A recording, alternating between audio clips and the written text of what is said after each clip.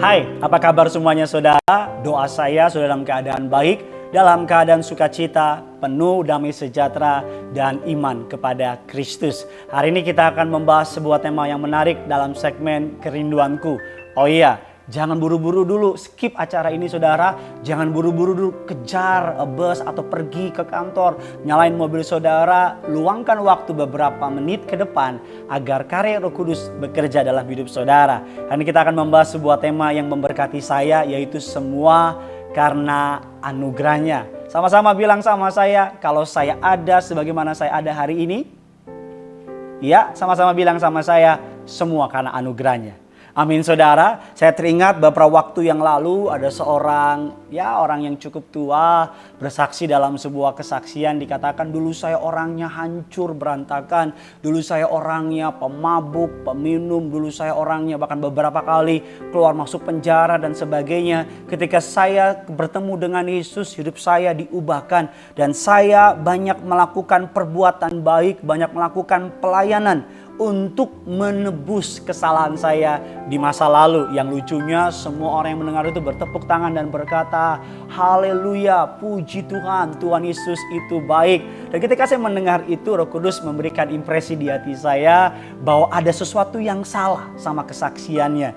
Bukan berarti perbuatan baiknya salah. Perbuatan baik dengan iman kepada Kristus selalu benar. Tetapi yang salah dikatakan pelayanannya, kebaikannya dilakukan untuk menebus kesalahannya, bahkan dilakukan agar dia bisa masuk ke surga. Ini yang salah. Karena Alkitab katakan dengan jelas dalam Galatia 3 ayat yang kedua dikatakan demikian. Hanya ini yang hendak kamu ketahui daripada kamu. Adakah kamu telah menerima Roh karena melakukan hukum Taurat atau karena percaya kepada pemberitaan Injil? Apa maksud saya? Semua karena anugerahnya. Kalau kita melakukan perbuatan baik, kalau kita melayani, bukan supaya kita diselamatkan. Kalau kita melakukan perbuatan baik, bukan supaya kita bisa masuk ke surga. Perbedaan iman kekristenan dengan iman kepercayaan yang lain, bahwa iman kepercayaan yang lain melakukan perbuatan baik supaya bisa masuk ke surga. Tapi iman kekristenan adalah karena kita sudah pasti masuk surga karena iman kepada Kristus, maka kita wajib berbuat baik. Masih bingung ya? Saya ulang sekali lagi ya. Perbedaan iman kekristenan dengan iman kepercayaan yang lain. Kalau iman kepercayaan yang lain berbuat baik untuk masuk ke surga.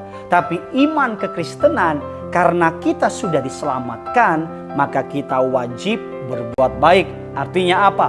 Orang yang sudah diselamatkan pasti berbuat baik. Bukan dibalik, karena berbuat baik supaya diselamatkan.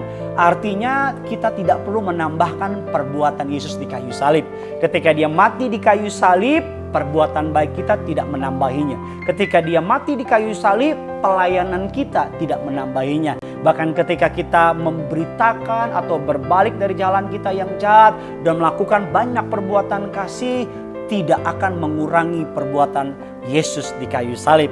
Artinya semua karena anugerahnya. Agar hari ini saudara tidak lagi merasa sombong, agar hari ini saudara tidak lagi merasa mampu dengan kekuatan saudara, agar hari ini saudara dan saya memahami bahwa perbuatan baik kita karena kita meresponi kasih Tuhan. So, tahukah saudara bahwa keselamatan adalah hal yang mahal sekali. Bahkan saking mahalnya semua orang kaya di dunia kumpulin duit tidak dapat menebus keselamatan. Makanya Yesus memberikan secara cuma-cuma. Oleh karena itu, pemahaman bahwa semua karena anugerahnya akan membuat kita bebas dari stres.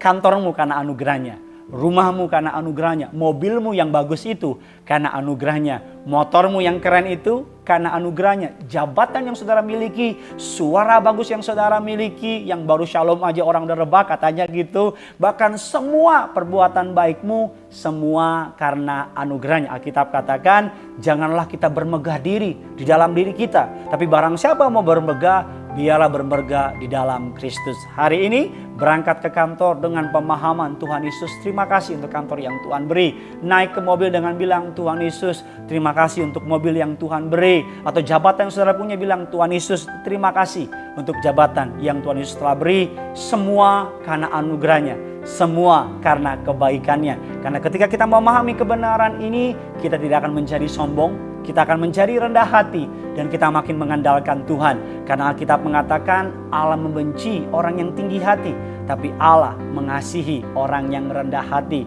Dengar baik semua karena anugerahnya. Doa saya agar sepanjang hari ini anugerahnya makin berlimpah dalam hidup saudara. Doa saya agar sepanjang hari ini kebaikannya mengejar kehidupan saudara. Dengar kabar baik ini semua karena anugerahnya. Jangan takut, di masa-masa susah ada anugerah yang berlimpah. Di masa-masa sulit ada anugerahnya yang mengalir. Bahkan di saat-saat kritis, di saat-saat mengerikan dalam kehidupan saudara, harapkan anugerahnya. Anugerahnya lebih dari hidup, kemurahannya lebih dari hidup. Jangan lupa bagikan kabar baik ini kepada setiap teman-teman saudara. Ambil HP saudara, bagikan sebanyak mungkin dan bilang sama mereka, ada anugerah baru dalam kehidupanmu melalui karya Yesus di kayu salib. Jangan lupa anugerah apa yang saudara dapat dari Tuhan, komen di bawah sini biar semua yang membacanya mereka boleh juga diberkati sama seperti saudara diberkati. Jangan lupa seperti biasa sama-sama ngomong sama saya, yang punya surga, crazy in love with you. Bye-bye.